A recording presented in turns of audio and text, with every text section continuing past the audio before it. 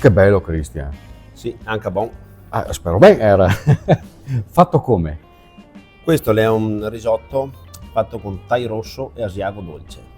Però seguendo una dinamica ben precisa, immagino. Certo, certamente. Allora vabbè, soffritto, ho messo del scalogno appena, fatto tostare il riso, sfumato con il thai rosso e da lì poi messo brodo buono e è andato in cottura. Una volta raggiunto quasi 3/4 della cottura, abbiamo fatto l'aggiunta dell'asiago dolce in modo che si scioglie dentro i pezzettoni. L'asiago dolce vuol dire che è stagionato poco? Stagionato poco, sì, perché dà un po' più di cremosità e anche tira via quel grado di acidità che ha tendenzialmente il vino. Ecco, soprattutto il thai rosso come grado di acidità, magari sul risotto lo senti, invece così ti rende quella morbidezza e piacevole, nel senso anche al palato. E dopo la mantecatura finale con un po' di burro e formaggio, esatto. Dovete sapere che Cristian è anche lo chef ufficiale di Sapori Iberici che si terrà qui a Lonigo dal 27 al 30 marzo.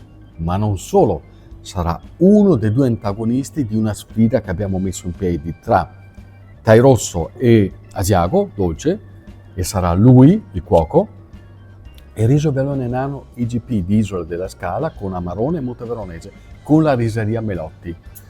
Sarà un bel duello, Cristian. Sì. Chi vince? Quello è bello.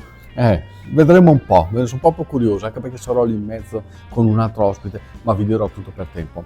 Intanto, visto che siamo qua, diventa freddo, vero? Sì, bisogna. Ciao ragazzi, Lonigo 27-30 marzo, viva i Sapori Iberici! Viva.